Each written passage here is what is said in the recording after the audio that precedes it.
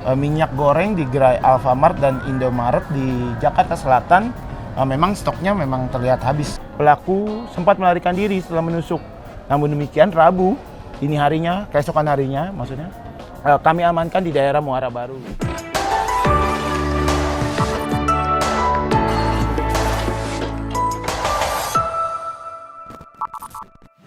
Halo Sobat Negeriku, balik lagi bersama kami tentu saja di acara program yang fenomenal dan sangat bermanfaat dan informatif. Tentunya di reactionjpnn.com ada cerita di balik berita. Bersama gua Aristoteles. Langsung ngekat aja. Kaisang gitu. Saya Sergi dan highlight dong berita apa saja. Oke, 5 berita terpopuler di jpnn.com pada pekan ini agak variatif nih Mas, nggak selalu variatif. Jadi sebentar, nih saya bacain ya. Kalau kita highlight nih, ini beritanya soal ada yang kerangkeng, terus ada yang soal Edi Mulyadi, sampai soal berita minyak goreng. Oke. Yang memang di awal tahun nih, ya. Itu menjadi apa warzone-nya para emak-emak. Oke, selengkapnya hanya di jpnn.com. Oke, brother, Sobat Negeriku, kita bacain berita terpopuler nomor 5. Headline beritanya seperti ini. Pasien dalam kerangkeng manusia di rumah Bupati Langkat dites urin, hasilnya. Nah, kita bacain seperti itu ya. Ya. Nah, jadi sebelumnya ini kita bacain background-nya ya. Background-nya jadi Bupati Langkat itu namanya Pak Terbit itu Perangin-Angin. Terbit Perangin-Angin. Terbit Perangin-Angin itu ditangkap sama KPK dengan operasi tangkap tangan. Oke. Nah, setelah itu disidaklah itu di rumahnya, ternyata terdapat 2 buah bangunan yang ada kerangkeng manusianya. Jadi seperti penjara manusia gitu ya? Ya, punya usut dari Kapolda namanya Wahyudi, Hadi Wahyudi itu bilang bahwasanya itu adalah untuk rehabilitasi pasien-pasien untuk yang terkena narkoba. Tapi masih secara ilegal. Hanya berdasarkan surat-surat doang, surat perjanjian doang. Belum resmi dari BNN atau kepolisian setempat gitu. Ya. Nah, yang menjadi seperti apa? Simpang siurnya adalah yang menjadi penyayat hatinya, ternyata pasien-pasien yang direhabilitasi itu malah dipekerjain paksa oleh Pak Terbit itu untuk di kelapa sawit ya, dan tidak dibayar atau di apa.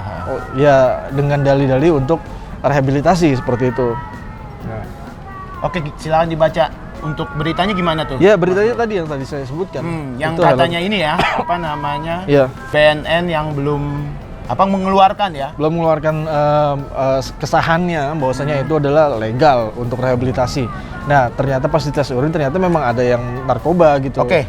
Dari berita ini sendiri ini banyak yang berkomentar Mas. Coba Sobat Negeriku kita bacakan. Di aplikasi jpnn.com.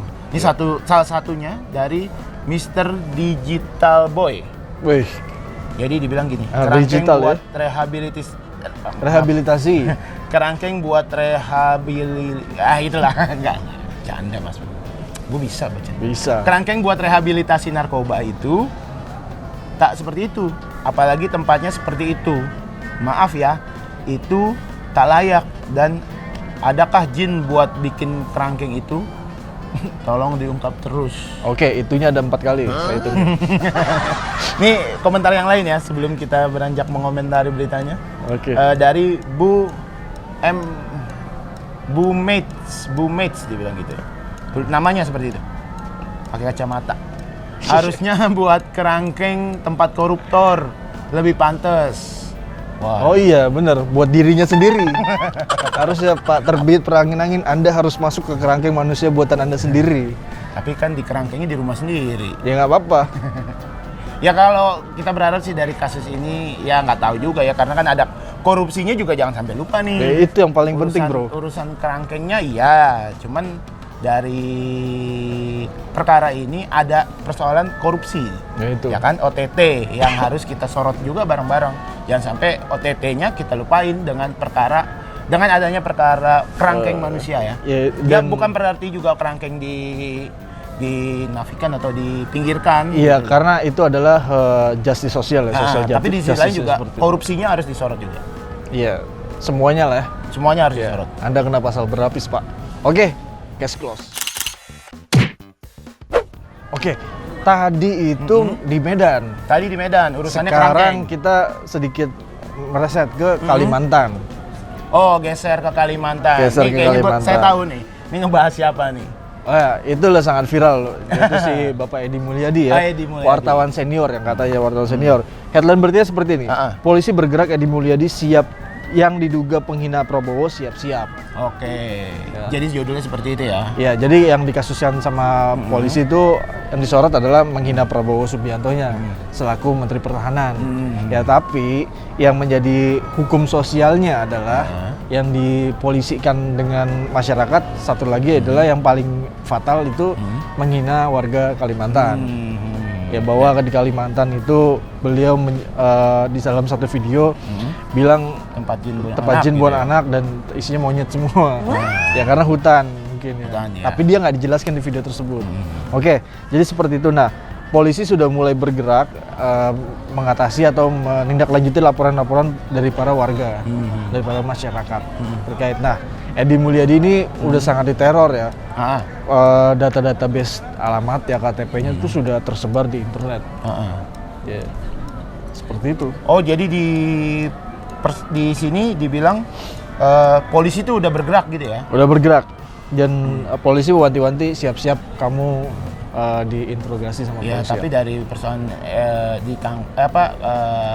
Pak Edi yang bilang tempat jin buang anak dan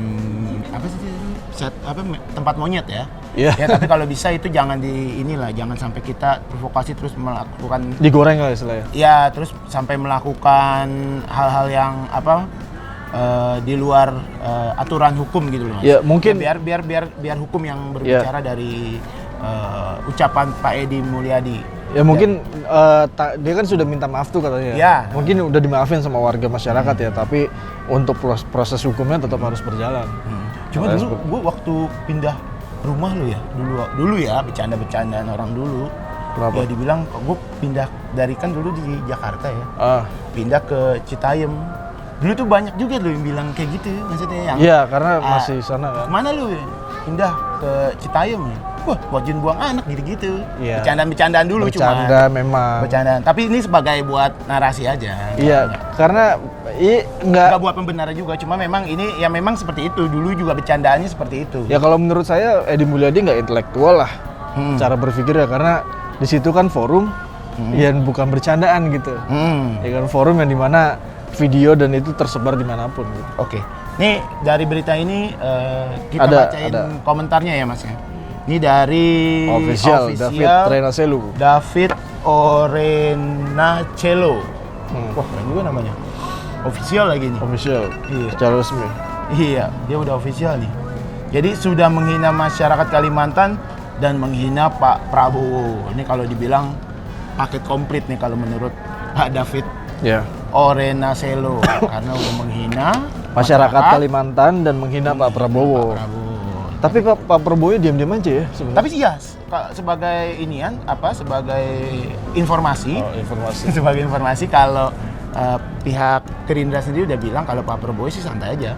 Dan udah dibilang? Ya biasa memaafkan lah hal-hal yang ini seperti yang Pak Edi ungkapkan seperti itu. Oke ya, kita case close. Nah, tadi soal Edi Mulyadi. Sebelumnya soal kerangkeng, ini kita beralih ke urusan dapur. Warzone-nya Mama itu. Warzone-nya Mama. Jadi beritanya seperti ini. Ternyata ini penyebab minyak goreng satu harga tak terlihat di retail modern. Oke. Ya, urusan minyak goreng urusannya penting juga ya. Penting ini dapur nih. Jadi Asosiasi Pengusaha Retail Indonesia Perindo mengungkap penyebab minyak goreng subsidi seharga Rp14.000 per liter di retail menipis. Ketua Umum Apindo Roy Mande mengatakan ketersediaan terbatas minyak goreng di sebagian gerai retail dipicu kendala pasokan, Mas Bro. Oke, karena saking banyaknya permintaan. Jadi pasokannya nggak tersedia. Jadi dibilang seperti ini, banyak gerai yang belum memperoleh kembali pasokan dari distributor sejak akhir pekan lalu. Nah, berdasarkan pantauan redaksi JPNN.com, minyak goreng di gerai Alfamart dan Indomaret di Jakarta Selatan memang stoknya memang terlihat habis, Mas Bro. Roy memperkirakan persediaan minyak goreng yang ada di gudang toko retail modern saat ini hanya tersisa sekitar 10-15%. Dia bilang seperti ini, kondisi retail tergantung pasokan. Jadi kalau ada pasokan akan jalan, dan kalau tidak ada tentu stok tidak tersedia. Jadi seperti itu. Ya memang kemarin ini urusan minyak goreng menjadi perhatian di awal tahun ya. Karena bener. Bersama cabai, bersama komoditas pangan lain. Telur ya? Ya telur, sampai ayam. 35.000, 40.000-an. Ya, mama saya sampai berteriak, sampai pusing sendiri gitu. Dia mengakunya cabai naik nih, pusing. Emang gitu. katanya melihara ayam. Sampai pedas sendiri gitu kan. Melihara ayam kan di rumah? Apa? Melihara ayam. Melihara ayam, Pak Bonjol juga, kameramen kita juga melihara ayam. Iya. Pak Dika, kameramen kita melihara ayam. Ayam apa nih? Besar lagi. Ya nggak tahu saya, makanya saya infonya seperti itu, melihara ayam. Oke, ayam apa nih? Ya udah, kita baca komentar dari Sobat Negeriku deh ya. Sampaikan ke Sobat Negeriku. Dari Aba Ali. Nah, kong kali kong berjamaah, rakyat dibully berdekade-dekade. Apa judulnya? Kong kali kong berjamaah, rakyat dibully berdekade-dekade. Ya. Kong kali kong berjamaah nih. Iya. Bahasanya daripada yang di luar dari ekspektasi. Astral, bahasa astral. Oke. Enggak, tapi enggak apa-apa. Terima kasih Pak. Siapa? Pak Aba Ali. Pak Aba Ali. Oke, case close. Nah, ini sekarang kita masuk berita terpopuler Tiga. Tiga? Ya, dari atas. Oh iya. Dua. Canda. Oke. Lanjut Pak. Iya. Jadi beritanya seperti ini. Soal plat nomor khusus polisi di mobil Arteria Dahlan. Wah, ini sempat ramai ya waktu itu. Jadi Kombes Sambodo bereaksi begini tegas. Nah, di beritanya dibilang gini, Direktur Lalu Lintas Polda Metro Jaya, Kombes Sambodo Purnomo Yogo buka suara soal kasus plat nomor kendaraan Dinas Polri di mobil anggota Komisi 3 DPR RI, fraksi Dahlan, PDIP, Arteria Dahlan. Jadi Kombes Sambodo bilang seperti ini, membantah pernyataan pimpinan DPR yang menyebut Arteria Dahlan itu mendapatkan plat nomor kendaraan Dinas Polri dari Dirlantas. Wah. Jadi dia membantah lah. Katanya ada Pak Sambodo menerima informasi, oh ini katanya yang ngasih Dirlantas, tapi dia bilang gini, tidak benar, Dirlantas Polda Metro Jaya tidak pernah mengeluarkan nomor Dinas Polri untuk Arteria. Dalam tanda kurung kata Kombes Sambodo. Saya lanjutin ya. Perwira Menengah Polri itu menyatakan Dirlantas hanya meregistrasi dan mengidentifikasi untuk kendaraan pribadi dan umum. Sebelumnya muncul polemik dari anggota Komisi 3 yang memiliki plat nomor polisi ya Mas. Blunder ya dia ya? Mas blunder. Ya tapi memang ada penjelasan dari legislator Komisi 3 juga Mas Bro. Dan Wakil Ketua MKD dari persoalan plat polisi dipakai oleh mobil Pak Arteria. Jadi dia bilang seperti ini, sebenarnya ada kewenangan dari Aslok, bagian logistik kepolisian yang katanya bisa memberikan dengan penilaian sendiri kepolisian kepada pejabat yang menurut mereka bisa dikasih pelat kepolisian Mas Bro. Konon sih seperti itu. Ya tapi kan masalah sudah beruntut seperti ini. Pakai hand sanitizer biar prokes kan. Iya, cari aman semuanya Bro. Ya Pak Arteria Dahlan ngomong-ngomong ini sangat kontroversi juga dia ya. Iya. Kasusnya belakangan ini mencuat lagi. Awalnya itu gara-gara dia yang soal Sunda ya. Sebelum itu kasusnya itu.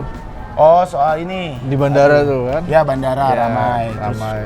Soal anak Sunda. Jenderal. Soal bahasa Sunda dilarang.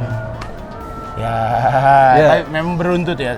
Cuman memang kebalik lagi soal plat ini memang agak aneh sih. Kalau saya agak aneh anggota punya plat plat kepolisian Soalnya kan anggota sendiri udah punya aturan sendiri katanya ya. Biar dia punya plat yang khusus DPR loh. Untuk pejabat ya. Cuman sayang gitu loh, nggak dipakai. Ya nggak mau. Gitu kan. Platnya beda. Ya tapi untung itu ketahuan. Lagi-lagi ketahuan gara-gara viral. Case close. Woi, terpopuler nih Mas Bro nih. Kaget nggak ya? Kaget ya? Canda. Jadi beritanya nih soal ini pekerjaan jadi judulnya seperti ini, maaf. Ternyata ini pekerjaan penusuk anggota TNI AD Pratu Sahdi. Tak disangka. Ini yang viral itu kemarin ya? Ya benar. Jadi dibilang seperti ini, polisi telah menangkap pria berinisial B selaku penusuk anggota TNI AD Pratu Sahdi yang tewas dikeroyok di kawasan Waduk Pluit, Penjaringan, Jakarta Utara, Minggu 16 Januari pukul 03 WIB. Kapolres Metro Jakarta Utara, Kombes Wibowo, mengungkap bahwa penusuk Pratu Sahdi itu merupakan seorang pekerja di dermaga Pelabuhan Muara Baru. Perwira menengah Polri itu menyebut B, terduga pelaku, ditangkap polisi saat bekerja di pelabuhan tersebut. Memang dia bekerjanya di dermaga Muara Baru. Polisi menyebut B sebagai pelaku utama dari 8 orang yang mengeroyok Pratu Sahdi. Dialah yang menusuk anggota TNI itu. Mantan analis kebijakan media bidang Kamsel Korlantas Polri itu mengatakan, sesuai kejadian Minggu dini hari, pelaku sempat melarikan diri setelah menusuk. Namun demikian, Rabu dini harinya, keesokan harinya maksudnya, kami amankan di daerah Muara Baru di dermaga pelabuhan. Tempat dia bekerja ya? Tempat dia bekerja. Jadi intinya berita ini menjelaskan kalau terduga pelaku penusukan Pratu Sahdi ini bekerja sehari-hari memang sebagai di dermaga lah, bekerja di dermaga. Entah itu ABK atau apa. Iya. Ya cuma disayangkan aja lah. Maksudnya TNI ini kan dia latihan, terus pelantikannya dan lain-lain, pendidikannya juga sangat-sangat difokuskan untuk TNI, tapi tewas mengenaskan keroyok 8 orang ini sangat-sangat bejat saya bilang. Iya. Ya boleh, monggo dibacakan itunya Mas Bro. Dari Sobat Negeriku ada komentar gini. Namanya Sultan Hasanuddin Sainuddin. Iya, Mas Sultan. Hukum seberat-beratnya yang telah menghilangkan nyawa aparat khususnya anggota TNI. Ya wajib. Ya saya Ya setuju. soal hukum ya. Ya terus ada lagi dari Pak Ronald Franciscus Worotikan. Apa itu, Mengaku Mas Bro? salah sasaran katanya. Berarti sudah direncanakan mau membunuh seorang, hanya saja salah sasaran. Wah ini ancaman hukumannya mati itu bisa. Iya. Tapi nggak tahu juga ya, kalau saya juga nggak ngerti deh, kalau memang udah direncanakan memang hukumannya mati 340 pasal 340. Iya, dia sudah merencanakan, pinter juga nih Sobat Negeri pasti sering baca jpnn.com. Jadi dia bilang bahwasanya ini tuh bilangnya salah sasaran, artinya memang dari awal dia sudah bawa senjata tajam tuh memang untuk membunuh gitu. Iya. Cuman apakah masuk di pasal pembunuhan berencana, karena kan katanya salah orang kan pada akhirnya. Nah itu kita nggak tahu, harus kepolisian yang bisa menilai itu masuk ke 340 atau pembunuhan. Masyarakat berharap bahwa TNI ini kasus pembunuhan TNI ini dihukum seberat-beratnya oleh pelaku. Betul. Ini. Betul. Oke. Close. Oke Sobat Negeriku. Itu kita tadi ya. Sudah bacain 5 berita terpopuler minggu ini di jpnn.com. Favorit Mas Bro apa? Ya, berita TNI yang terakhir itu. Oh. Pembunuhan TNI itu. Oke. Kalau favorit Ana sebentar ya. Ini soal minyak. Minyak goreng. Penting kan Mas Bro. Ini mama saya lagi ini nih ya kan, biar nggak pusing kepalanya. Kan kalau orang nggak pusing kan sehat jadinya. Iya. Karena menurut kata quote-quote para filsuf Aristoteles juga bahwasanya jangan sampai hati kita tuh menderita atau sedih lah. Benar. Kita bikin hatinya bahagia terus, bagaimanapun keadaannya harus dibuat bahagia. Betapa beruntungnya pemerintah kalau memang udah menurunkan harga kan. Ya kan filsafat bilang gitu, filsuf bilang gitu. Kenapa harus bahagia hati? Karena setan itu masuk pada saat hati-hati yang luka. Waduh. Oke. Kita bila mana kita punya banyak salah, mohon maaf dari video ini belasan menit ini, mohon dimaafkan, ya nggak sih? Ya, kalau ada yang bermanfaat atau pasti manfaat sih, lucu atau apa, boleh di share ke grup keluarga, nanti di share ke grup teman-teman SD, teman-teman TK, di grup-grup itu, atau di grup-grup komunitas Anda sekalian ya kan? Komen sebanyak-banyaknya di berita JPNN dan video ini. Oke. Oke. Saya Sergio. Saya Agasta. Aristoteles. Saya Haristo. Dan kami pamit. Sampai jumpa di minggu depan. Dadah.